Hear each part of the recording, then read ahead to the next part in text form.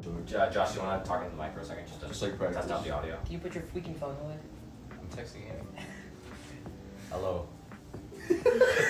A natural showman. Jesus Christ. Okay. Hello everyone, we're Pre-Medical Anthology, and we basically just interview pre-meds, get to know their stories. My name is Tommy. My name's Yasmith. And I'm Josh. Today we're talking to Sid. So Sid, you want to talk to us more about yourself? Yeah, so hello, my name is Sid. I'm pre-med, that's why I'm here. I study brain and cognitive science. Nice. What made you choose that major? It was my second choice major, so it was kind of chosen for me in a way.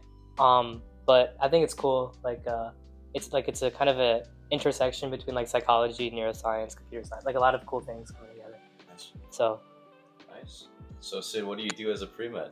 well, I do like what all college students do is like I go to class, I like do homework, try to get good grades. On top of that though, like there are some things that are expected of me as being pre-med, like studying for the MCAT or like doing some things for the MCAS, AMCAS. So some extracurriculars along the side of that. What other extracurriculars like that you find interesting that you're doing right now? So there's like two sides of it. Like I do extracurriculars for fun, but then also some that like are related to my career. And I try to make them overlap as much as possible. So like I'm in healthcare book club. I like to read. Actually, Josh got me into reading back like when our senior year ended of high school. And I started with When Breath Becomes Air by Paul Kalanithi. Great book. Yeah. So then I joined healthcare book club, and we just read books like written by doctors, kind of like When Breath Becomes Air. Now on the flip side of it, I'm on the boxing team. So it's like a good like outlet. I like to exercise. I made a lot of friends in that like club. And we go to like we went to Houston for a tournament. So it's a fun experience. Nice. That sounds like a lot of fun. How did you get into boxing? Because I feel like that's kind of like a, not obscure, but like it's kind of unique for like a pre-med to be into boxing. Yeah, I'd say like I wasn't always into boxing. I also wasn't very athletic in high school. But then I just kind of like when you are trying to lose weight, you like do cardio, right? But like running on like the track or like on the treadmill like sucked. It was like my least favorite thing to do. So I would like just hit the bag because like it's really good. Like it works up the sweat really quickly. So I kind of had fun doing that. And then I found out that my school had a team.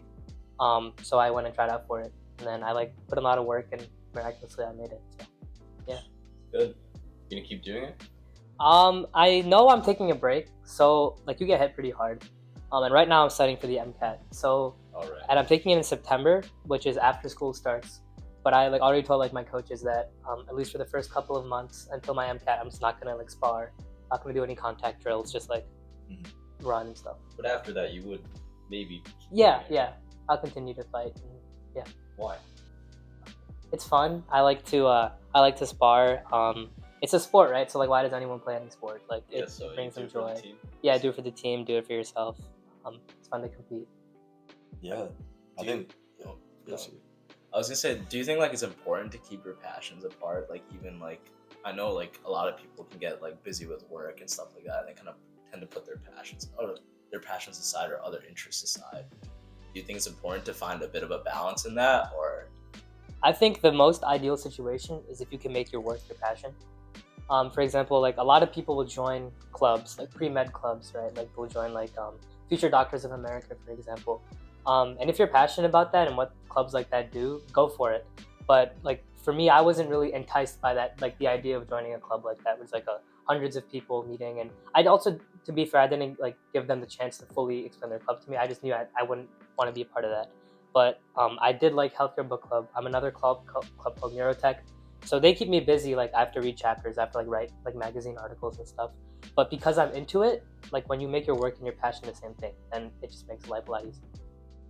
I feel like a lot of the time though, it's like a case where you get into something like kind of not knowing what's going to come out of it, and then you become passionate about it. Do you feel like that's true for your experience? Yes, I will say that, especially with biology. So I never really liked biology, but everyone knows that biology is a prerequisite, like for a lot of like higher level courses, and you have to take it to get into med It's a school. big thing on the MCAT. It's a big thing on the yeah. MCAT too. Yeah, that's just So yeah, I didn't like biology that much, and like the like stories about the Gen Bio class in my school were like horrific, like low grade averages and really difficult tests. So I wasn't super looking forward to it. But once I got into the class and like started going to lecture and like listening to the teacher talk, like he was really into it, and that kind of made me into it. The stuff that like we were doing was really cool. Like I remember I really enjoyed like the DNA replication unit. And just learning a lot of things that I didn't think I'd find interesting. I did. So you really like the class is what I'm hearing. Yeah, I like the class. Do you think there's like a difference between that? I mean, I know you do research as well, right? Like, Yeah. It's like I guess like is there like a salient difference between like what you learn in class and like what you learn in lab, or like the experiences of the two?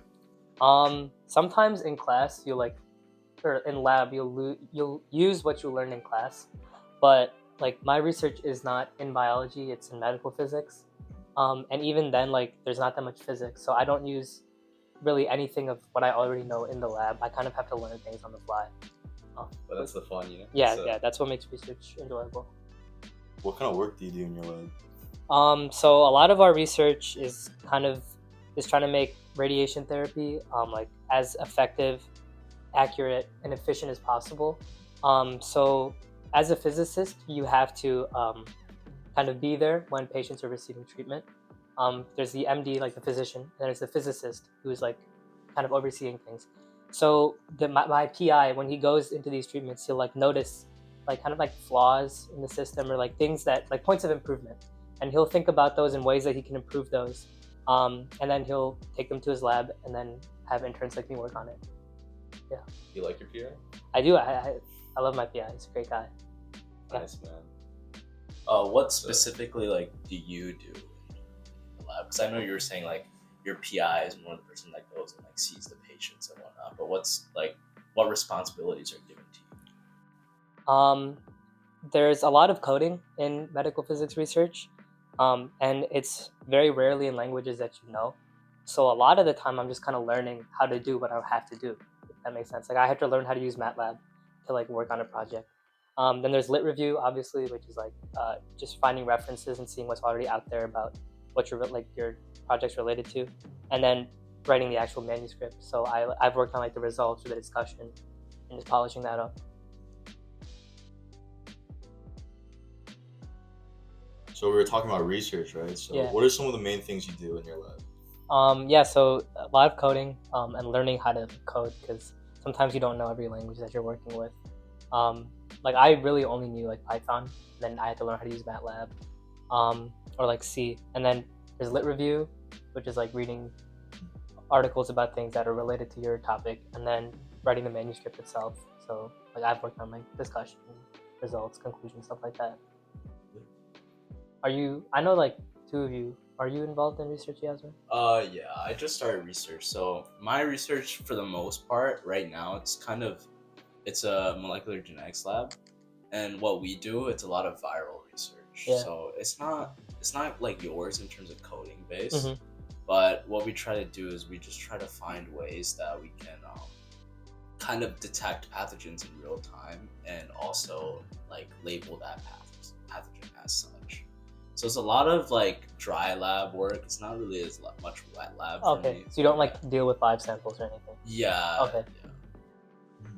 Okay, that's interesting because mine's like the opposite of that. It's kind of more like a wet lab where it's like you look under a microscope at samples of. So my lab we do brain cells. We take brain cells, look under the microscope, and then we try to trace like Alzheimer's and Huntington's, like that sort of thing. I feel like it's much different than what you guys talked about so Yeah. far. A lot of like technical work too. Like it's Mhm. really hands-on, Mhm. like dissections and all of that. Yeah. It's like, yeah. I mean, what do you think? I don't know if you have any experience with wet labs, but what do you think is like the main difference between those two? I was in a wet lab on campus. It was like a psych lab. That was mostly like handling rats, Mhm. like running experiments, like behavioral tasks. And I think like the biggest thing that a wet lab will do is like it's really time intensive. Yeah. Like your work has to be done in the lab, and it's kind of like you can speak to this more, like setting up and like cleaning up and all that stuff adds to the time that you're there. Oh yeah. Whereas in a dry lab like ours, Yasmith, like we get there kind of when we want, we leave when we want, we work, we code, and like we do research and stuff, or like read the articles and stuff, and then we leave. It's kind of on your own pace, really. But I feel like you're more bound to a schedule. Yeah, man, and like, by the way, I'm a dry lab guy. I've actually never touched a petri dish before, but I don't know, man. I feel like the dry lab, it gives you a lot more independence. You know, like I hear stories about my wet lab friends, right? It seems like it's like we can basically do our work whenever we want, and for better or for worse, like the PI just kind of lets you go and says, hey, like do your thing now. You know, it's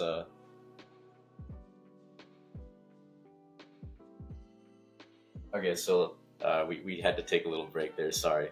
I think I was asking something like do you think that like the dry lab experience offers you a lot more independence compared to the wet lab experience? Since you said that you did both, right? Yeah. In my wet lab experience, which was again like the psych lab with rats, there was no autonomy. It's kind of like you showed up like on like the shift that you signed up for, and you handled the rats for 2 or 3 hours, and then you left. And you didn't like get to see like I to this day don't fully understand what that lab was about. I've also since quit that lab. In the dry lab, like the PI makes like a lot of effort, at least in my lab, he made a lot of effort to like kind of make me understand like what all of our stuff is. He's like shown me the linear accelerator, which is how they treat patients. And there's a lot of autonomy. So I can pitch my own ideas to him and he'll tell me if like they're feasible. He's helping me on a new project right now that I came up with. So that's it's a lot better, I'd say, for me. I feel like you make a lot more mistakes, but you know the autonomy is like it really makes a difference. Yeah. At least in my opinion, we're not like pro wet lab or dry lab in this podcast. Yeah. Yeah. So like going off of that, what do you think? How do you think working in a lab like contributed to your whole like pre-med experience? I think working in a lab teaches you how to think. Classes teach you how to learn and like acquire new information. A lot of memorization, but like being in a lab teaches you how to think on your toes and approach a novel problem, because the whole point of research is to discover things, right? That means there's no like textbook answer, there's no like Chegg, there's no ChatGPT solution to this. So you kind of do have to like make your own discoveries and take information that already exists and kind of manipulate it and morph it into a way that suits your need. And I really like, it's kind of like solving a puzzle for the first time. So I like that. I mean, it feels like the experience of being like a pre-med would be kind of incomplete without it, right? Like, I'm not sure if you agree with me, but I would say that like there's no like requirement to do research that I know of. I don't think like pre-med students are required to do research. I mean, it's obviously better for the MCAS, but that's like I think it like I mean obviously like doing research is like an achievement. Getting published like looks great on a resume, even if you don't want to be a doctor. Like having been published like can help you. That's why like people who are majoring in CS, they also do CS research, trying to get jobs in like software engineering companies. I think research like that's one aspect of research, but I think that like research kind of has to be something that you want to do, and you shouldn't feel like you have to do research, because like we all know in a lab you kind of do have to think on your toes and like show that you care, right? If you don't care about it, then you're not going to put in 100%, and you're not going to like go out and seek that novel solution. I think that goes with like anything you do as a pre-med, really. Yeah. I think it's more your intention, right? Because if you go out doing something just to write it on your resume, it's not really authentic. Yeah. So yeah, I think it can apply to like a variety of things you do. And don't get me wrong, like it's not necessarily bad. It's not like it doesn't make you a bad person if you do things to put them on your resume. Like that's what like resume builders and like resume workshops are for. Like it's because you want to make yourself stand out. But if you can like kind of keep an open mind and go into something like looking to find meaning in it, or like kind of take interest in it, then you'll get much more out of the experience than if you just go in like thinking, oh, I'm doing this because I want to get into med school. If that makes sense. You kind of have to look for it too, you know? I mean, it goes back to what we said earlier, but like the experience or the meaning is found in the experience, right? It's not just like it's there or it's not, you know? You have to look for it, right? I mean, like when I set out to do research, I mean, I'm gonna admit I kind of did it for the resume, but yeah, like, you kind of figure out what's meaningful and what's not when you're doing it, right? Yeah, like research is a very all-encompassing, broad topic, right? Like the four of us, just amongst us, have like very different research experiences. I work with like physics, and he works with brain cells. So, like there's a lot of sort of like things underneath the sun that you could research and study. So doing research, yes, is a resume builder, but picking the topic coordinating with the people in like the area that you're interested in, that's where you find meaning, right? And what are you interested in?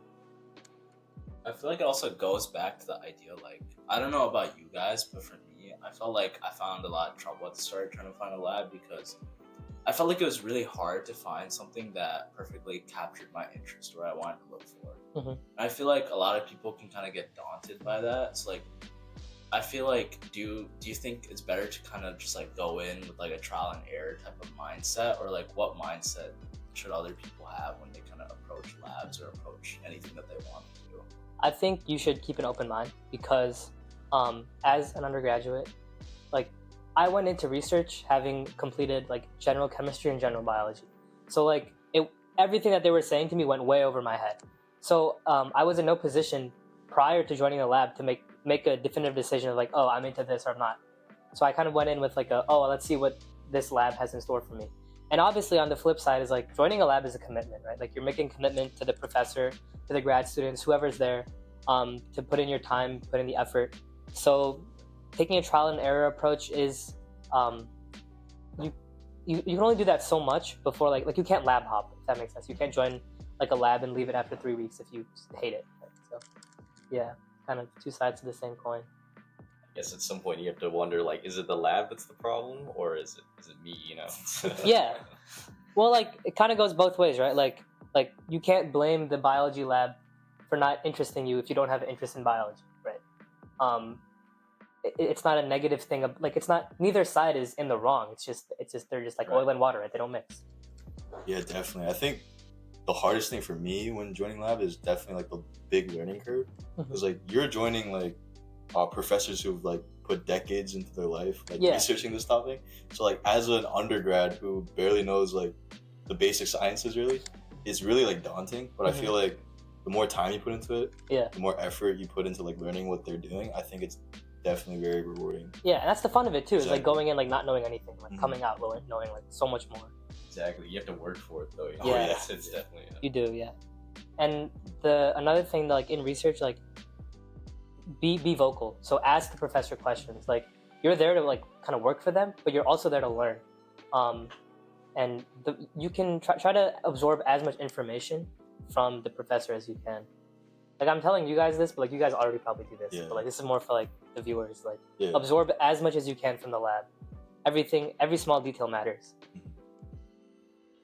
Yeah, I mean, like most people are going into these things like with what, like you said, right? Gen Bio, Gen Chem, and even if you did do like more advanced courses, like say if your school offers genomics, like I still think you wouldn't be able to do well off the bat, right? I mean, like you could take an entire college class on like one chromosome of like DNA. You know what I mean? Like there's you can just keep diving into like specifics, but like in our undergraduate classes, we cover things very broadly. So it's, that's what you learn in research is like that really niche, super like specific area of science. Yeah. So yeah, I think research is also helpful because it could create a passion, right? And I know we talked about passion a lot throughout our conversation. Yeah. And I kind of want to like segue into a different topic. Sure. So like you mentioned earlier, you have a lot of these different passions, right? So you're into boxing, you're in a book club, you do neurotech. What other like passions are you like interested in currently or want to pursue in the future? I'm kind of like brain farting right now. I really like music. So I went to a concert with my friends like sometime in May, and like that was really cool. And like all three of us play instruments. A couple months ago, like we recorded a song together, "Thinking Out Loud" by Ed Sheeran, and that was fun. And like the three of us like are thinking about starting a band. So like, you know, I kind of want to pursue that a little more if like I can find time between studying for the MCAT and research, like try to like write music or like just play music. I feel like there should be like a place for that, you know, in the I guess the medical school application, right? I mean, even as like doctors or something, obviously I don't know what it's like, but like we're people at the end of the day, and you know we should be able to show that, right? Yeah, I mean, I think you're given the opportunity to talk about your interests. I haven't applied to med school yet. I don't know what like the application looks like, but I'm pretty sure in your primary application, your secondary application, even like you can talk about like your interests, Of course. and your hobbies and stuff. Yeah. Do you guys have any hobbies? Besides this I really interviewing, hope we do. Yeah. That'd be kind of bad if we didn't. But yeah, I can go. I mean, some of my hobbies, I really like. I'm also active like you. Like I Yeah. really like playing sports, Mhm. like basketball, football. Yeah. Just things I've been like playing my whole life. Mhm. I'm trying to like incorporate. Yeah. When I went to college, so like intramural leagues, I think that's a big thing that I did a lot. And yeah, that's like it's good for like stress too. Yeah, Just, like, it's really, yeah. moving your body. Mhm. Definitely found that helpful. What about you guys? I think it's pretty similar for me. I mean, I play a lot of basketball and stuff, just like that, or like rec, or just like play intramural leagues and stuff. Mhm. I feel like it's really important in college, just because of like how different, I guess, of a shift it can be sometimes for some people. It's important to like keep those little things or your little passions that Yeah. you found really nicely, like to still involve them. You know, like it's important to take care of yourself a lot of times, because I know people can try to get too absorbed in their work or what they want to do that they're not setting enough time to go back to the little things that they like, you know, like just playing sports or reading books or I don't know, watching movies, whatever Yeah. people like that they have fun. What about you, Josh? I did not want to go. I'm such a boring person. If you had to choose one thing One you like thing? doing other than like research, what would you say?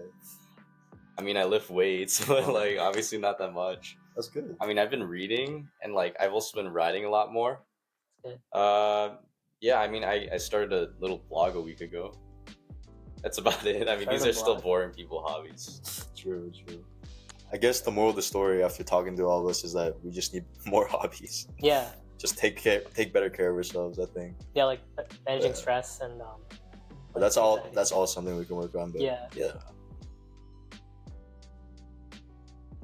While we're on this subject, how do you think the stress level of being a pre-med and like balancing your hobbies and your extracurriculars, how do you think that's like, do you think it's a manageable thing for pre-meds?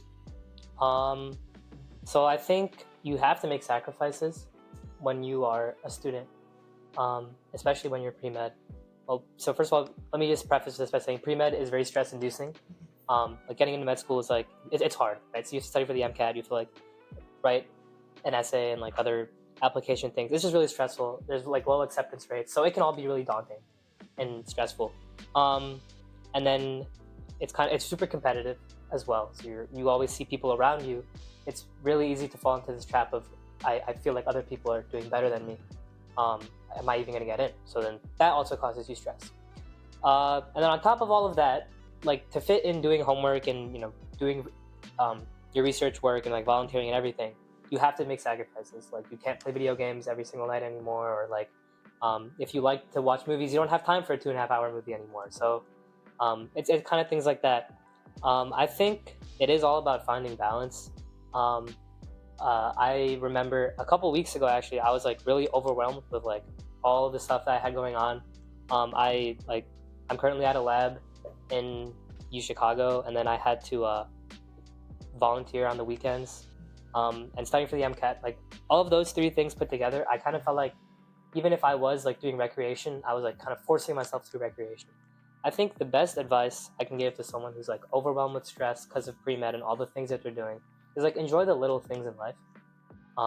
Just like enjoy the smell of like flowers and like go outside, take a walk, like feel like the wind blowing on your face and like Touch eat. grass, maybe not that. Yeah, like eat something that you really like to eat. Like just really small simple things will go a really long way in terms of reducing stress.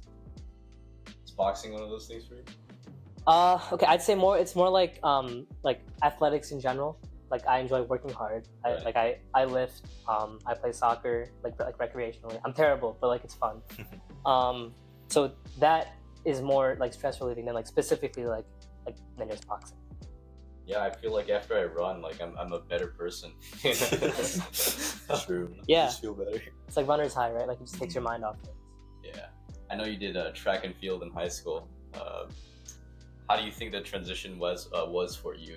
Like it's a big jump, going from high school, maybe not knowing you're gonna do medicine, to going to college, like suddenly being a pre-med. So like, what does track and field have to do with this? It was Like- a transition, Sid. That was Oh, okay. That was a really smooth transition. Yeah. I enjoyed that one. I thought you were gonna ask me like how like I got Yeah, I into thought he was gonna ask boxing. about track and field. How track and field led to Then he boxing. started talking about like the stress level. High school to college, you said, and stress. Can you repeat your question? We're gonna cut this part out. But this Yeah, is wholesome, so- bro. This is really awesome. Yeah, we're keeping this. You know, we were friends since high school, so Adorable. I don't know. It's like a big leap, right? So you're going as like a high schooler who probably didn't know. Like, did you know you're gonna do medicine back then?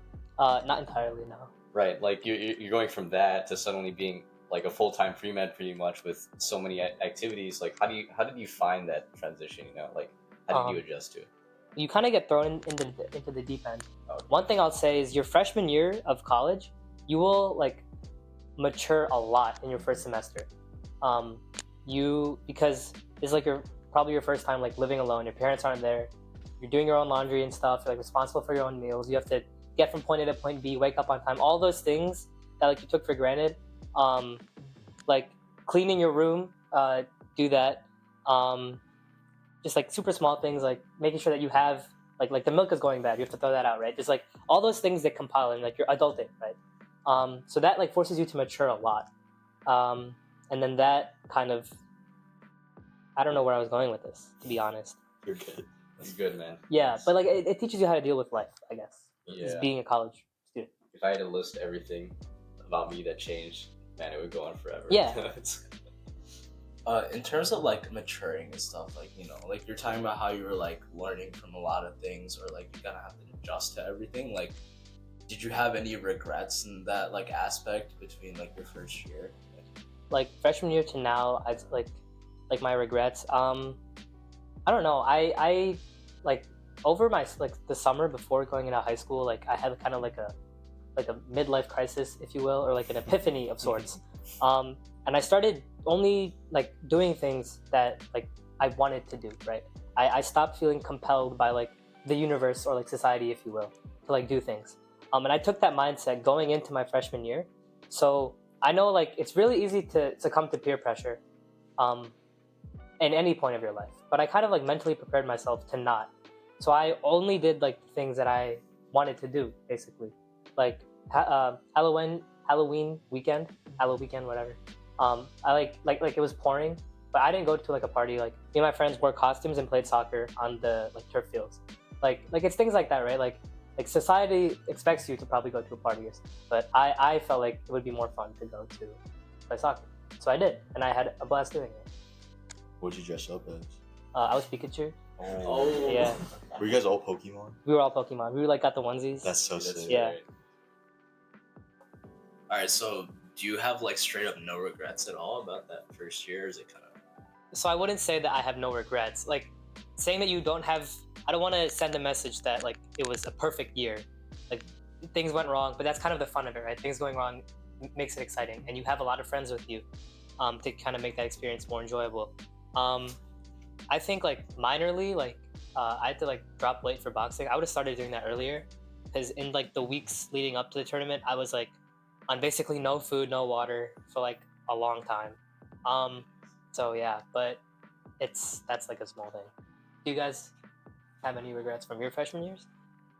I mean, I feel like for me, I don't think there's any alarming regrets, because I feel like the one thing I feel like that was important to me before coming in was I wanted to make sure I like kept my sense of self. If that makes sense. Yeah. Because I feel like it can be really easy for people to like you said, like see what others are doing and kind of just like go off of that. Yeah. But I feel like you're your own person, right? So I feel like just kind of preserving that as much as you can is good. Mm-hmm. But in terms of like any minor regrets, is I guess for me, I tend to get a little afraid when it comes into like jumping into things that are very new for me. Like I know like that's kind of like what you are as a pre-med, like you have to jump into things that are new. But I know that can be hard for people, and just Yeah, I think for me, I think I kind of took sleep for granted this past year.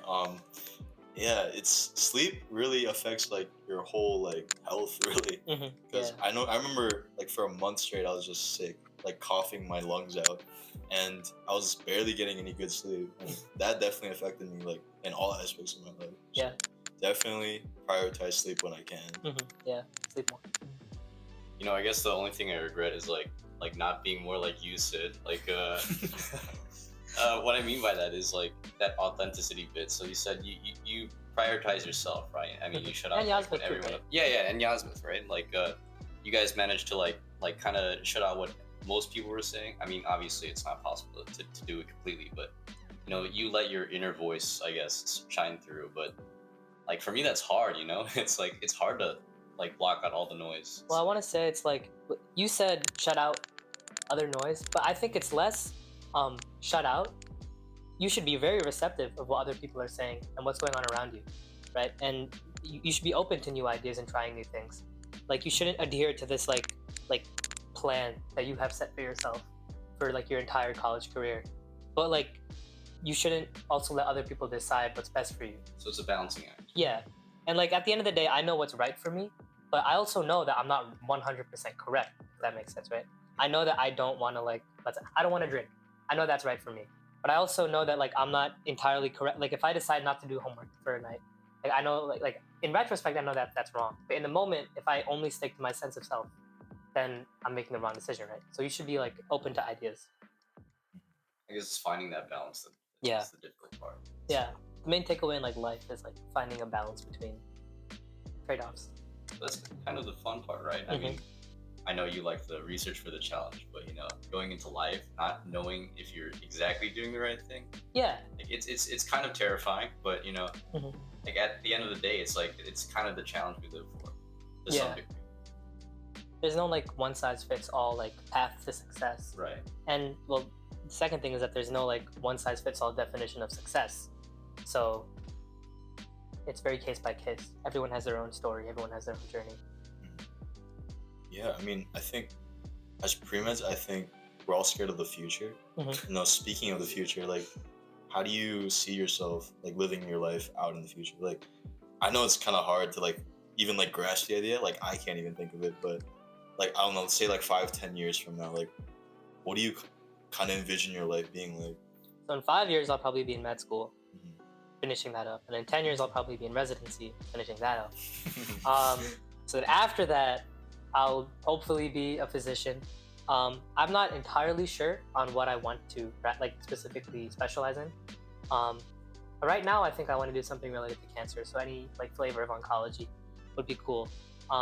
But I definitely see myself like, or idealistically, I'd like to be close to the hospital, maybe like in the city, and like seeing patients frequently and getting to know them, and working, but like also spending time with my family and friends and the things that like I still want to keep playing guitar even when I'm like 40. I want to like keep that in my life. So yeah. Do you guys know what you guys want to specialize in, or kind of see like what direction of medicine you're headed in? I feel like for me, it's kind of like we go with the flow as much as like Same here. as much as like everyone wants that kind of sense of structure, Mhm. but being a pre-med, I feel like it's impossible to perfectly plan out 15 years of your life like in Yeah. the future. It's just not possible. Exactly. So I feel like going with the flow is honestly the best option because it keeps enough of an open mind, or at least you try to be like have an open mind when it Mhm. comes to this stuff. Because, like you said, you know, like you never know when anything can like pop up or Yeah. what you're interested in. So you want to like have that open mind to be receptive of that. Yeah. But in terms of like specializations, for me, it's kind of just we'll see what happens. Yeah, you'll play it by ear kind of. Yeah. See Especially what since happens. we're like little undergraduates. Yeah. Undergraduates. Yeah. We don't have many lived experience. We're still worried about the MCAT. Yeah. So it's way too far in the future, kind of. It's like Well, the yeah. it's like the representative heuristic, which like you'll learn if you're studying for the MCAT. Is like the reason, like a big part of why I right now I want to pursue oncology is because my research is in oncology. That's kind of all I see, right? The physicians I shadowed were oncologists, so I've just been exposed like cancer, where it's like, okay, I guess I kind of want to do this. But if I had been exposed to something else, I'd probably be inclined to do that. So Yeah, I mean, yeah, similar to you, I think my research is definitely influencing like what I want to do in the future too, like specialization wise. So like because I work with like brain cells and look into those sort of diseases, I'm kind of interested in like neurology, maybe even like surgery, that sort of thing.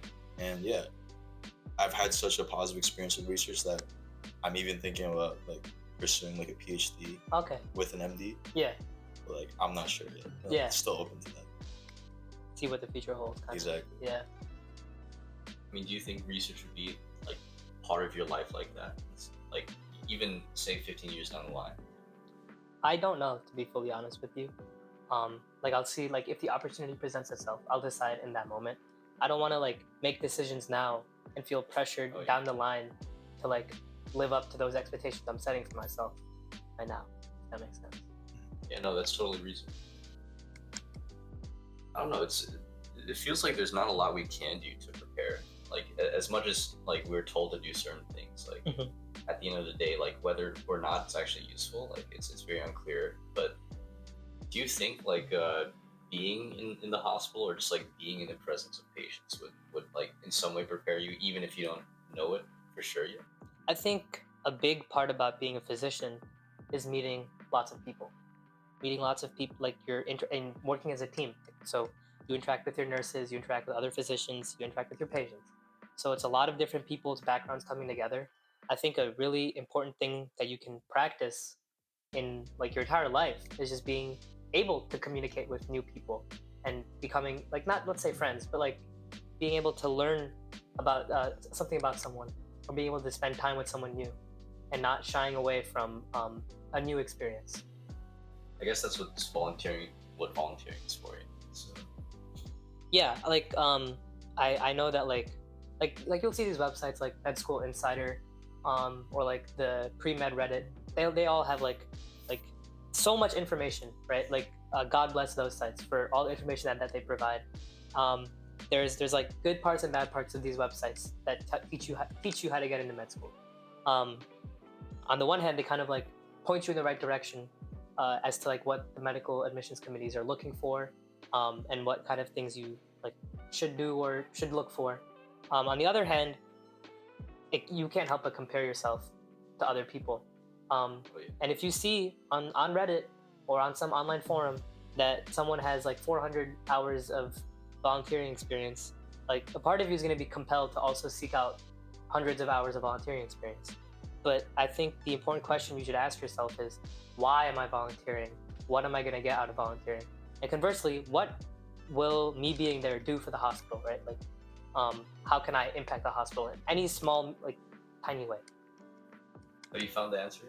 No, to be honest with you, I don't think it's like it's a non-declarative answer. Sometimes it's just like emotion and vibes and like clarity, right? It like shows you something new that you wouldn't have otherwise experienced.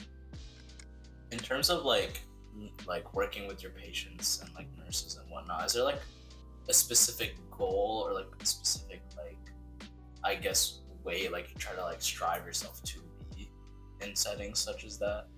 I think like I've said this like a lot, and like we've all repeated it, is keep an open mind.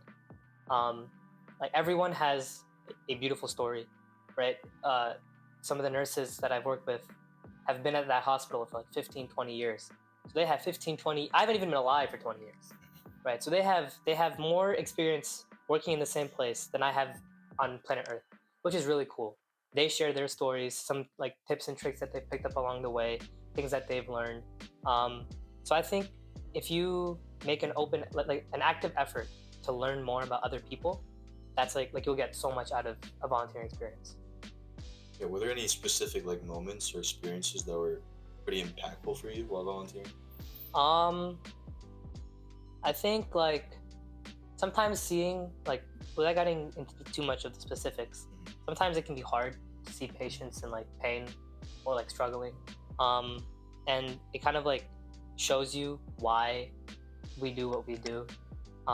Like it kind of reminds you like what the whole point of medicine is, which actually I kind of want to retract that statement. I can't fully identify what the point of medicine is.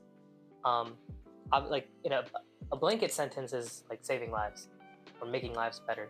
And you can see like all the small ways that you can do that and all the big massive ways that you can do that in a volunteering or hospital setting. I mean, I guess that's all what we're trying to find too, right? Yeah. Like why are we pursuing medicine? Mm-hmm. Like some people have like very like one moment in their life and they're like, okay, yes, I want to pursue medicine. Like that was like a very powerful moment for them. Like it could be like an experience at a hospital or like a family member or just some event in their life that like led them in that direction. But for a lot of other people, Like it's not one specific thing that pushes them to medicine. It's like the accumulation of a lot of different small things that still have impact, right? Every single interaction you have with the patient can either bolster or hinder your desire to pursue medicine. So yeah. Can I hit you with a very personal question? Sure, Josh, you can hit me with a very personal question. What was that moment for you, or what was the moment that as of now, what is the moment that you would choose to describe like why you do medicine? Like even if you can't give us a definitive answer, like if you had to choose one moment, put a pin on it and say this is why I do what I do, what would that moment be?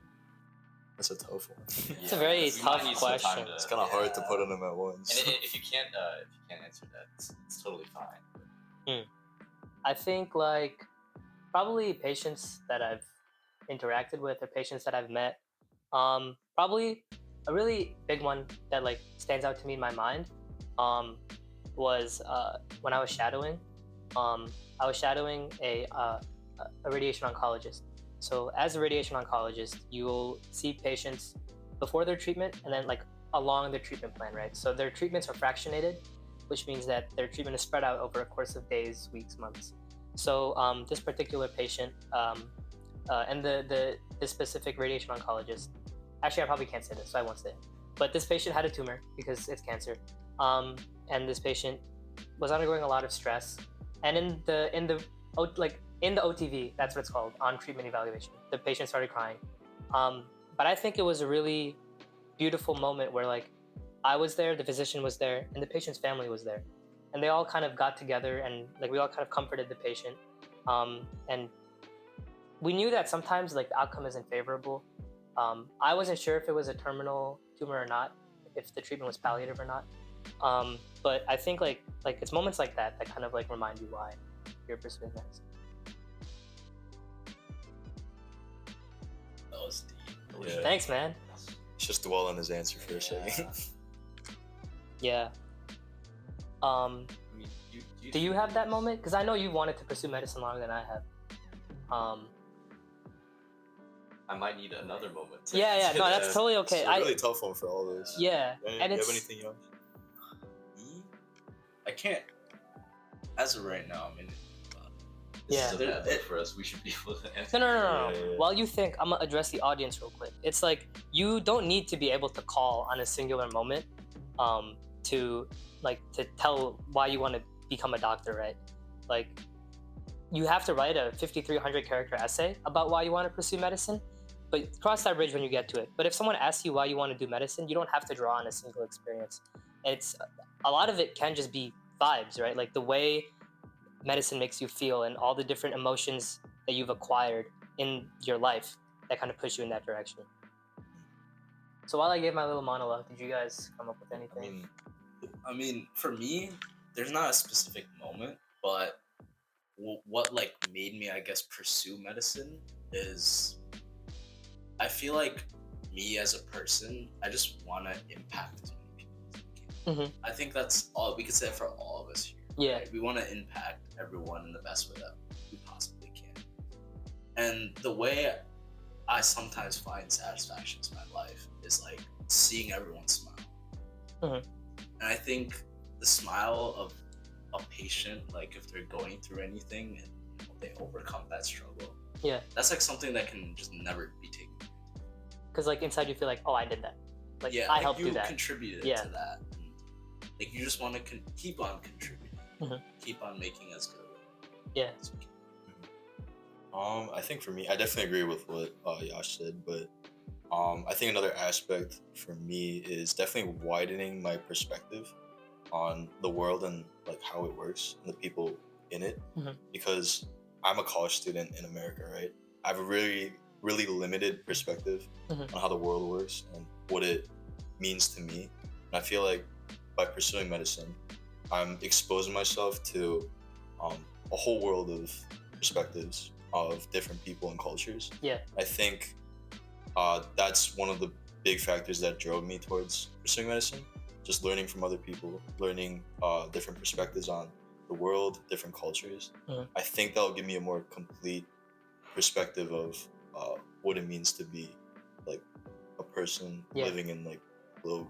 You know, Yeah. I don't know. That makes a lot of sense.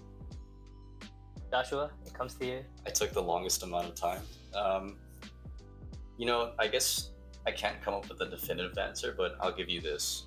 Like I think you said earlier, the reason why you do something may not be decorative, right?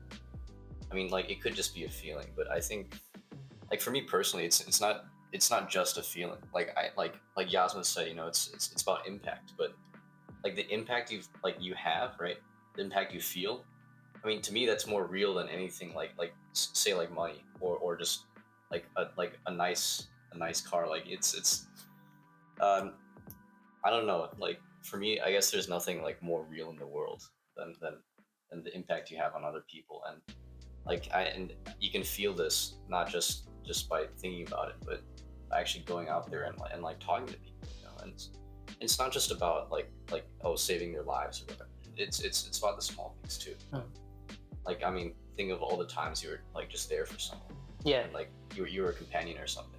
It's And it feels good to help other people. Like, right. Yeah. I don't think anyone has ever done a good deed and not felt good after. Like, But even if it feels like really, really terrible, like it's like even like I think in high school, like I did like a little tutoring thing, right? Mhm. Like man, it really sucked getting up in the morning, It really sucked like just like trying to like push yourself out of bed to think about math, for the next Yeah. like an hour, but like when someone actually gets it, right? Yeah. And like they come in stressed, but they leave like a little better. Like man, that I mean that's the most real thing in the world. and like that's kind of like you could say like that's kind of why teachers do what they do as well. Oh, yeah. Teachers like they get to meet lots of people and learn more about the world and people's backgrounds, and they get to help people make impact on lots of people. That's like their kind of avenue to accomplishing the same things that we want to accomplish through medicine. But isn't that the beauty of it? Yeah. It's like there's it's not just you who feel this too, right? I mean, it's other people who have this very real feeling. So like you're kind of helping them out, and if anything, like it's kind of like you want to go back to MCAT analogies. It's like a positive feedback. Oh wow. All that build up for a positive feedback. Oh my. Yeah, I definitely agree with everything that's been said. I especially like the teacher analogy you brought up. Yeah, I think in a way, doctors are like teachers because like they're teaching us how to like take care of ourselves and teaching us more about how our bodies work and Yeah. function. I think that's really a helpful analogy. to keep in mind. That knowledge is also it's not just knowledge. It's Yeah. like peace of mind too, and a bunch of other things. So it's nice. No, I was just finishing. Do not worry. But what I was gonna say, I feel like it's like really easy to like just be learning stuff in class and be like, why do I need to know like this random fact, right? But in hindsight, like I feel like later down the line when we get there, like I feel like you look back on all the classes and all the learning you have to do. There's a reason behind all this. There's a reason why that like med education is structured in a way like this is because it best prepares us for what we may run into the future. Yeah. And like taking a lot of information in. It can be a lot, but that's kind of what you sign up for as a doctor. I think like as college students, we're in a bubble of college students, right? Like that's a lot of people that we interact with are also college students, especially being pre-med. A lot of the people we interact with are STEM college students. But what's really cool is that both like the pre-med requirements and our undergraduate programs require us to take classes outside of STEM, like culture classes, right? Like I have to take non-Western and Western cultures. And in those classes, you'll meet people who aren't STEM majors, who are pursuing something completely different. And then you guys can have a beautiful conversation about like the things that you're learning, experiences you've had in your life. And there will be no overlap. There will be no intersections of your lives. And that's beautiful. I don't want there to be any intersections because that's boring. Yeah. I feel like when there's like no intersections, it gives you a chance to properly like learn from one another and kind of absorb a piece of information that maybe you wouldn't have gotten along the way of your journey if you hadn't run into this person. Right? Because everyone experiences life different. Yeah. It's just how living life is, right? And no person's gonna have the exact same experiences as another person. And the same experience, like the same event, can impact two people differently. There's not another thing to think about. Some really deep stuff we talked about today. Yeah, this is beautiful. I didn't think we'd talk about this, but I'm glad we did. Yeah. So we're kind of nearing the end of our discussion here. Do you have any words of advice you want to say towards our audience? Man, I was not prepared to. Just to like sign off, you know? I think like passion is important. Like it's very easy to get caught up into the idea that you have to do things. Actually, no, you have to do things. Like you have to do homework. You have to get good grades. And you have to go to class, right? Like if your professor says go to class, go to class. But you shouldn't do things all the time just because you feel like you have to do them. Step out of your comfort zone and try new things. And do things just because you care, right? Don't sacrifice the things that are important to you for the things that you feel like you have to do. Yeah, that's my 2 cents. Nice. Well, yeah. I'm glad you joined us for today. Yeah, thank you for having me. Of course. Thank you. Yeah. I'm gonna go study for the MCAT now. Yeah. Never ends. Yeah, it never ends. Anyways, that was our talk with Sid. I hope you guys enjoyed. And yeah, stay cool out there. It's really hot.